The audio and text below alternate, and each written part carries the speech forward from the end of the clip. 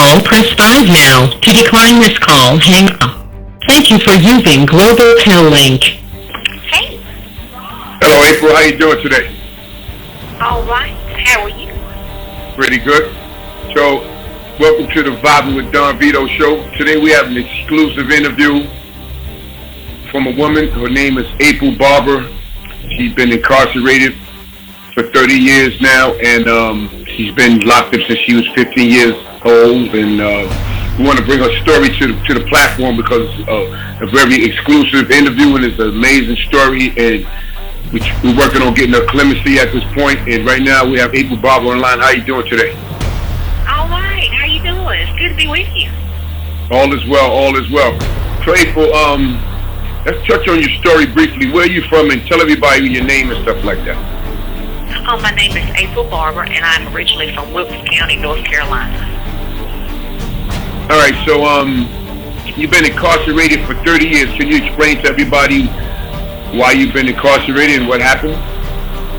At age 15, I was charged with two consecutive life sentences for 2 counts of first-degree murder. I had a co-defendant who was my boyfriend at the time, who was 15 years older than me, and my grandparents raised me. They suspected that I was pregnant, and to scare them, to kind of get them off our backs, we decided to set the house on fire, which resulted in their deaths, and that's why I received all the time. All right, so how old were you when this happened?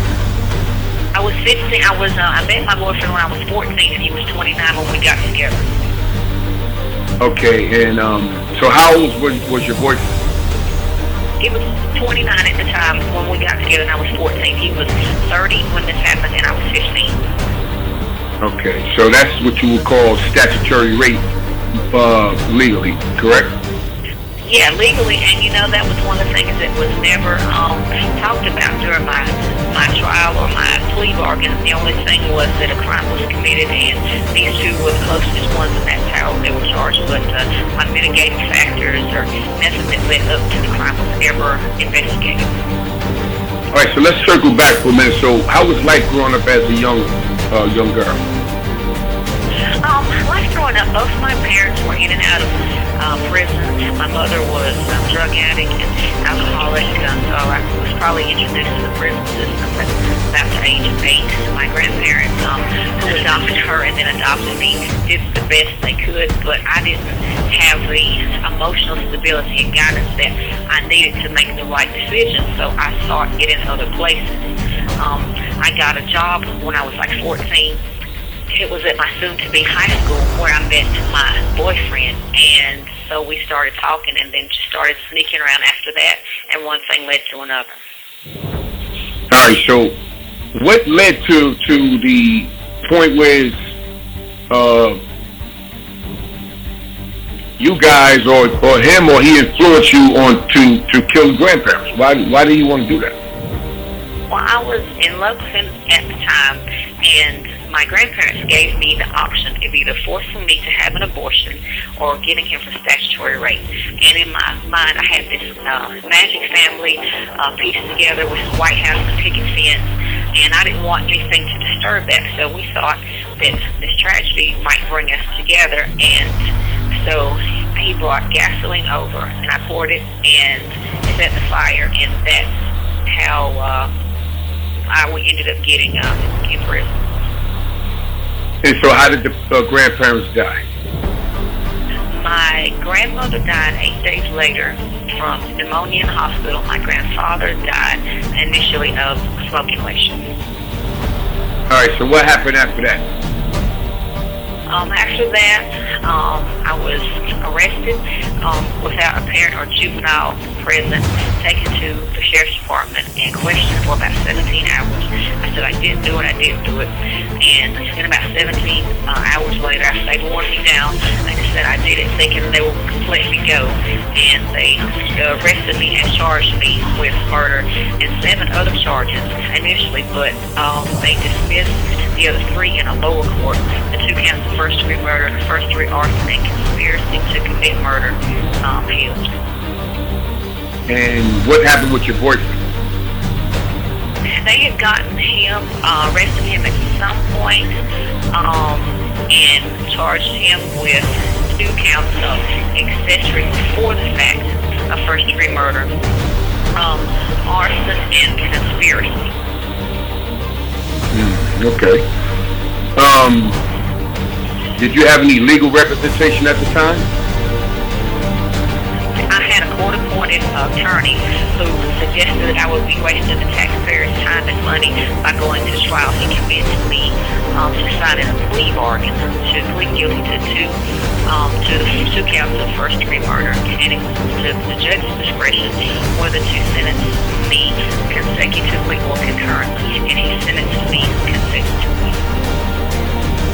So it's pretty safe to say you had a white lawyer, you had a white jury, you had a white prosecutor, and a white judge.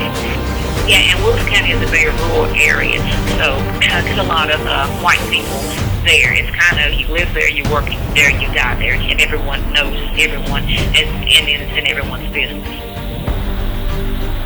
Okay, this is a very interesting story for the simple fact when I first met you in April, and you called my phone, and I was like, who is this? And I pressed 5, and you told me your story and how you found out about me and stuff like that, and I was pretty amazed and intrigued from hearing your story. And we've been talking and we've been in communication ever since April. And everybody that I mentioned your story about was like, you were wrongfully convicted. You were charged as a minor, and that you got 30 years in, and a lot of people feel that you should get clemency. How do you feel about that? I feel as though I made a very juvenile mistake and decision in my 15-year-old mind. After I set the fire, I even tried to call the fire department and undo it. So it was one of those moments where I realized I had made a mistake and tried to undo it, but that was not the case.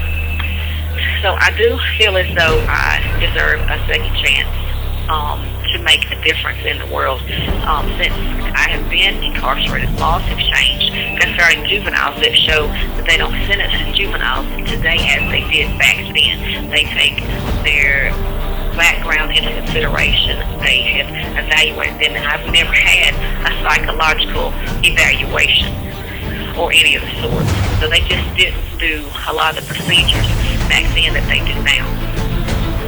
Right. So, when you first met your boyfriend, what led to you guys really, what attracted you to him? What did he do to make you say, I like this guy?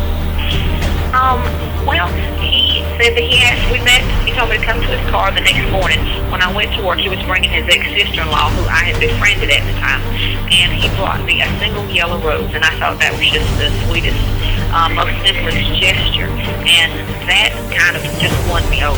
I mean, he seemed like a decent guy. I didn't realize that the age difference was going to be that big of a factor, so we just kind of kept that under wraps.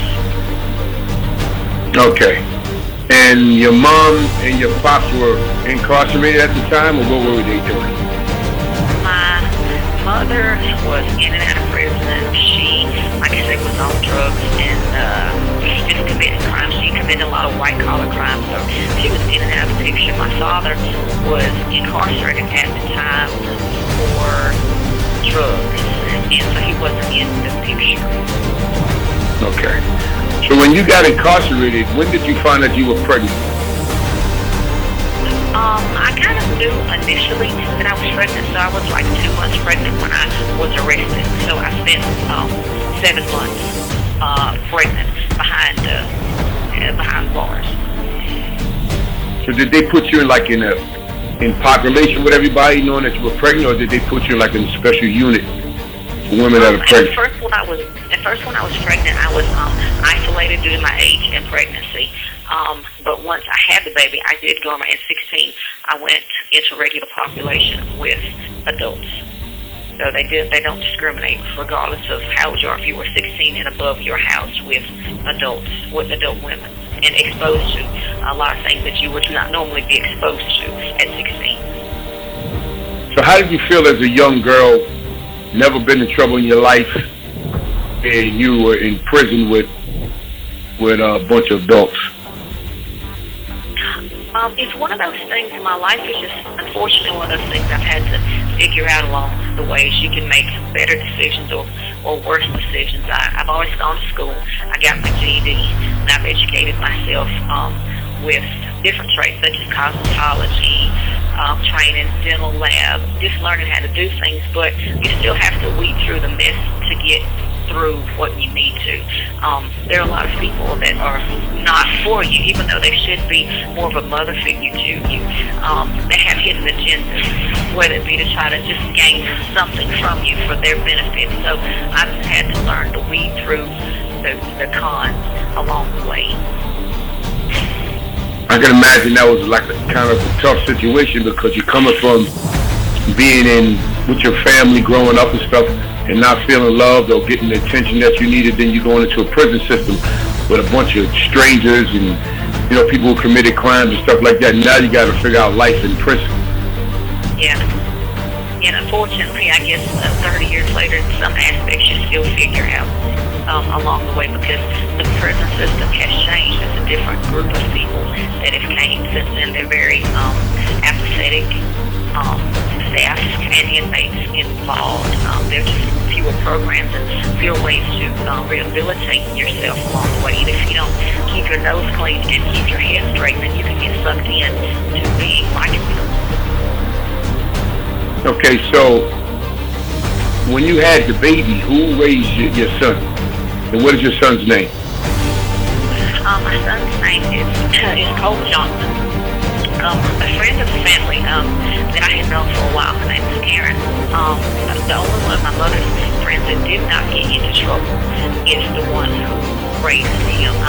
Her son and I are very distant cousins, so I knew him, and she has mixed children. So I thought that he would fit in their family and not be ostracized by the rest of the world. Okay, and how often did you see your son while you were incarcerated? For the first few years, she did try to bring him to see me and his father, but then she started going through financial issues and just issues of her own. So I went for about a 4-year period where we lost contact.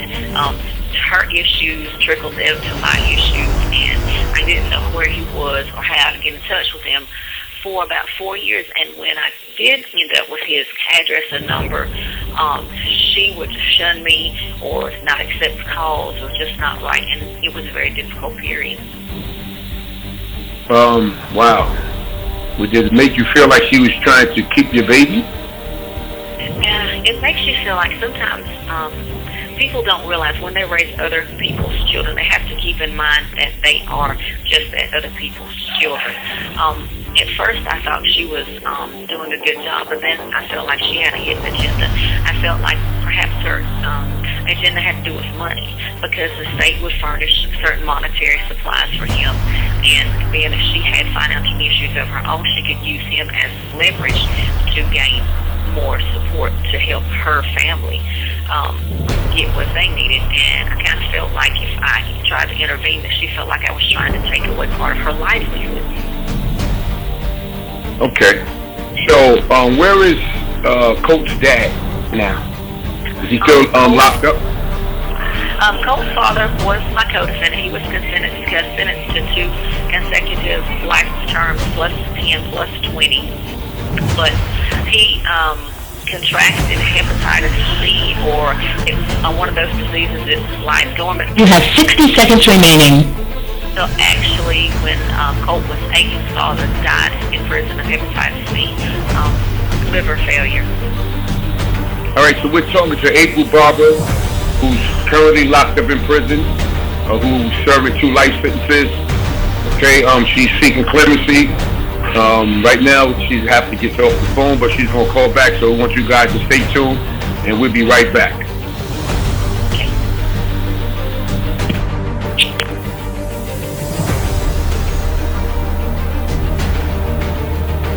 This call, press 5 now. To decline. Thank you for using Global Tel Link.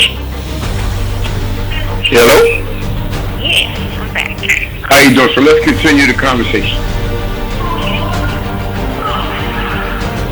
So, you said he died in prison, right? The coach father. Yeah, he died of complications of hepatitis. All right. So, what year was this? How long ago? He's been dead a little over 20 years now. So, how did you feel about that when he passed away? Well, of course he was connected to me and my past. I mean, he was my son's father. Even though things went terribly awry, I felt like, you know, Cole missed out on a part of a connection to him with his father, and was part of my past, and a lot of things I will never be able to figure out. Like, why things exactly happened the way they did, because now I'm older, and I'm a mother, so I evaluate things and situations, like how it came to be, our age difference, and why he didn't do things differently, why we were even involved to begin with. You know, there's certain questions that will never be answered because he's not here to answer them.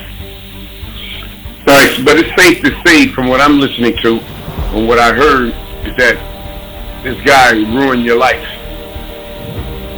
Yeah, well, yes, pretty much the case. Had I never met him, none of this would have ever happened. I would like to think that in my mind I should take some responsibility, but I don't know how much I can exactly be accountable for at 15 not being able to make rational decisions.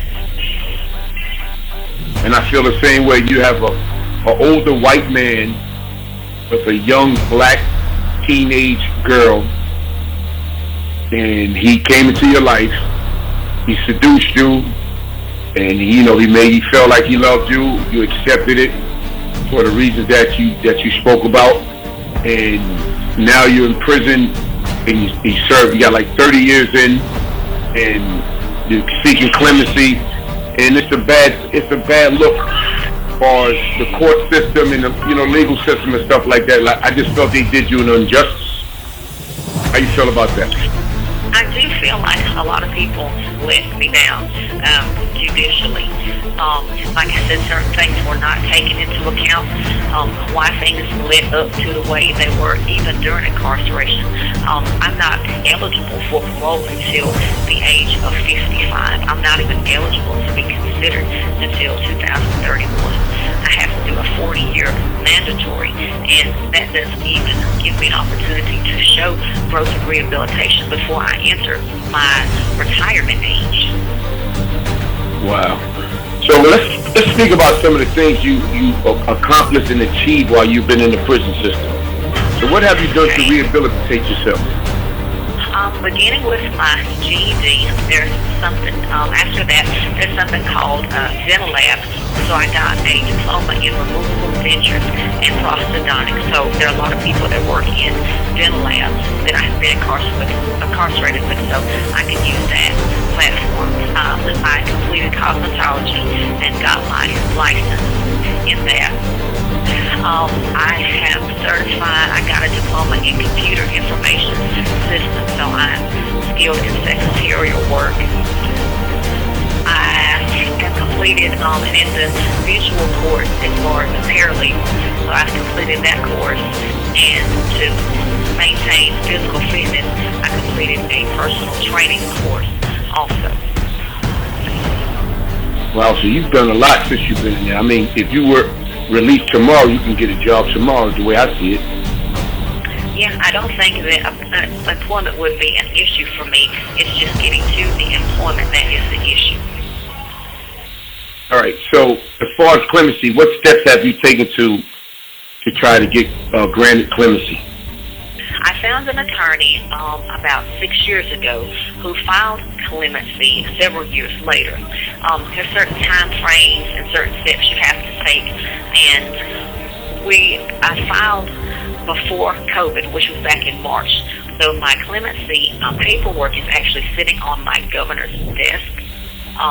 It's a matter of him getting to that, letting me know what the date of the hearing will be, and the decision that he'll make after that. He has the potential he has the potential to completely release me.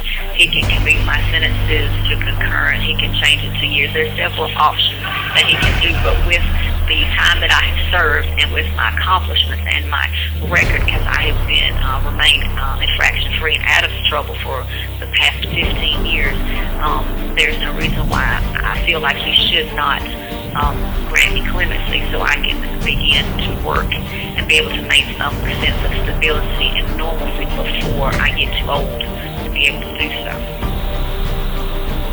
Okay, great. So have you written any books, or have you been on any interviews since you've been incarcerated? I have done several interviews. I have done several TV and radio and newspaper articles and interviews, trying to bring awareness to my case because it is different. It is a different type of situation. To maintain positivity, I have written a couple of books. One is a meditation, 31 Days of Growth and Reflection. It's a 31-day meditative journal. Meditation is one of the things that I use to help cope with my spine bars. I also wrote a short novella called Memoirs of Susie, which was about the tumultuous relationship that my mother and I had. Sounds interesting. I'm in the process of working on an autobiography. So whenever that's complete, I hope to be able to have that out soon also. Okay. And when did you do the interview with the news channels? The Greensboro News and Record, that was probably about 2014 or 15 that I did that one.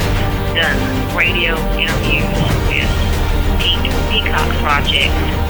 There was a magazine called State vs. Us magazine where I done an interview with that. When I was younger and had the match program, which is where you have visits with your children in Carolina Parents, there was also an article in that magazine that I did.